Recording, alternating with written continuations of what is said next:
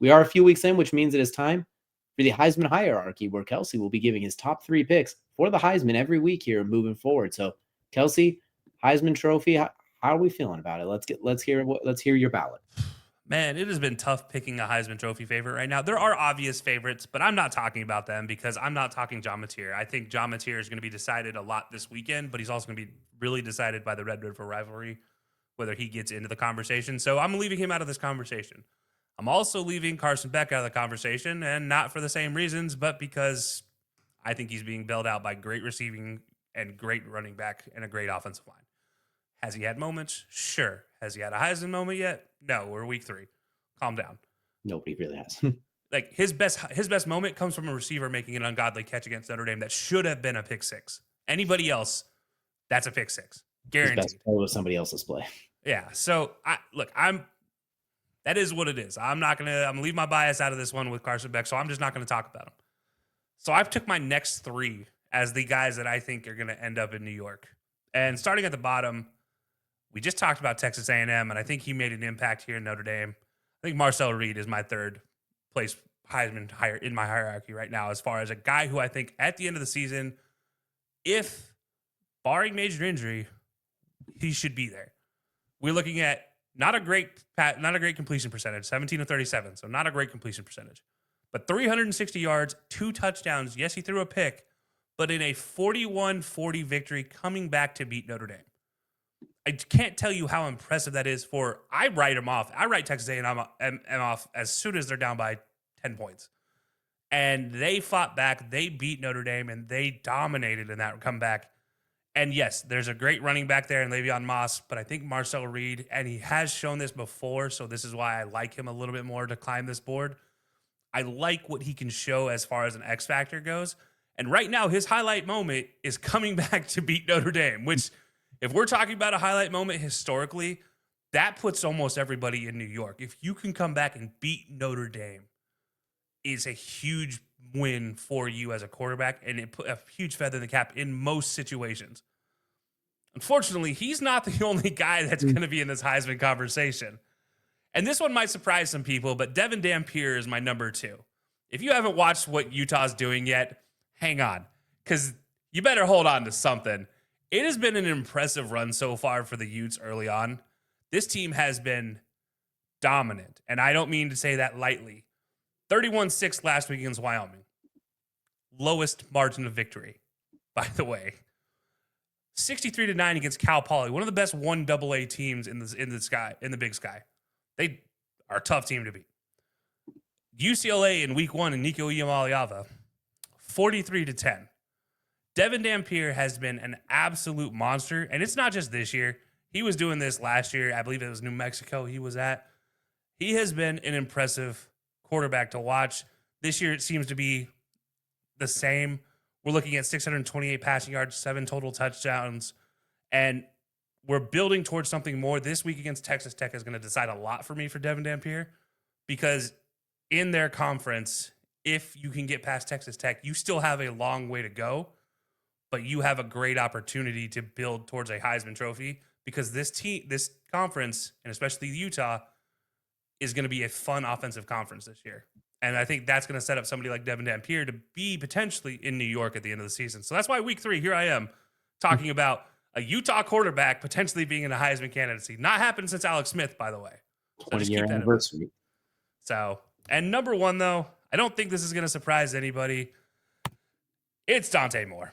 If you haven't watched Oregon yet, go watch some Ducks football at this point in time, please. Just spare us all. He's been impressive. Dante Moore has been impressive from start to bottom. As I think I talked about with Devin Dampier, 34-14 against Northwestern last week, 69-3 against Oklahoma State. Not a team I ever thought I would see 3 points on the board for. And then 59-13 against Montana State in the opening week. It's been an impressive run. This Oregon team has a lot going for them as well. You look at what they have ahead of them. They do have some tough matchups coming up, but I think they're winnable matchups. The big one's going to be Oregon-Penn State, not this week, but next weekend, followed by an Oregon-Indiana matchup, followed by a tough Rutgers team after that. But it's all coming to a head near the end of the season against USC, as it always is with Oregon. Oregon-USC is always going to be a tough matchup. But yeah, you got to get past Penn State, and I think that's going to set up Dante Moore with the amount of ranked teams he has left on the schedule, an opportunity to potentially should be there on Saturday, or in New York at the end of the season. And look, Oregon's going to be in the playoff. It feels like they're a staple right now, whether it's at a top 4 seed because they win the Big Ten, or it's 8 through 12 or 6 through 12 because they're still a top 12 team. I think it doesn't matter. I think Oregon's going to be there. They don't play Ohio State until a potential championship game, so that's a plus for them. If they can beat Penn State, which is a big if, it's not an easy win right now.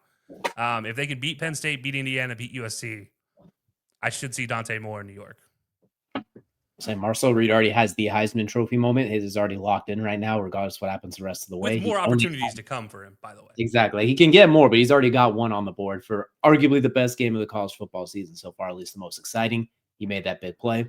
Dan Pierce, you mentioned, in the Big 12 especially, this is a very fun match with them and Texas Tech this week. So those two and Iowa State, I feel like, are the 3 frontrunners for the Big 12 as of right now, because Kansas State has let all of us down that were believers beforehand. Kansas still can get the wheels going, but it's a little up and down. But I feel like Utah, Texas Tech, and Iowa State are the ones leading it. And as you mentioned, Dan Pierce, if he could really put on a show this weekend against Texas Tech, I think that's going to put like the trajectory at 90 degrees up. I think that could be a very big win for them. And Dante Moore's, when you're the Oregon quarterback, when they're such a well-oiled machine, you're going to have a chance. And I think the way he's playing this year really helps to stand out. Like last year when Dylan Gabriel was quarterback, it was fine. There was no issues, but it wasn't the driving force is just a well-oiled machine, basically. And he was the quarterback. He ran it effectively, all that good stuff. Dante Moore, it feels like, oh, yeah, they can reach another gear with him. It feels like he gives them that extra gear where they could beat that Penn State. They could beat that Ohio State. They could deal with those other SEC teams. So I'm curious to see how his development goes. And as you mentioned, that Penn State game is going to be huge at the way both those teams are right now. Because we're looking at a top 5, not rankings aside, I'm just giving like top 5 teams we've seen so far. 3 of them are in the Big Ten between Ohio State, Oregon, and Penn State.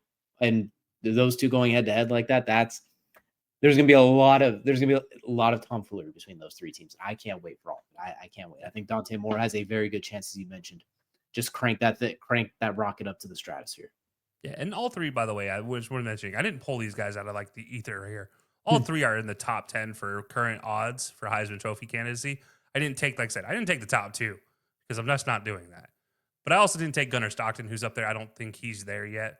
I think there's some other players that are like in that conversation. Jackson Arnold's in that same range. I don't really know how I feel about Jackson Arnold yet. His determining factor is going to come against Georgia.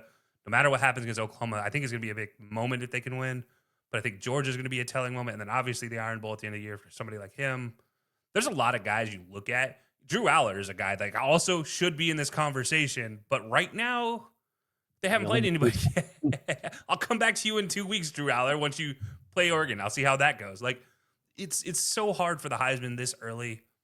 You just kind of got to go off vibes. And these 3 are the guys that I think are leading my vibes right now. Because it's a tough one to watch. But, man, I think these 3 are exciting. And they're must-watch TV at the end of the day on Saturday. And the best part is we're going to be going through this every single week the rest of the year. So that we got a feeling those are going to change. I don't expect to see those exact same 3 next week or the following week. There's plenty of room for mobility moving forward. So definitely be sure to tune in every week for Kelcey's Heisman Hierarchy. But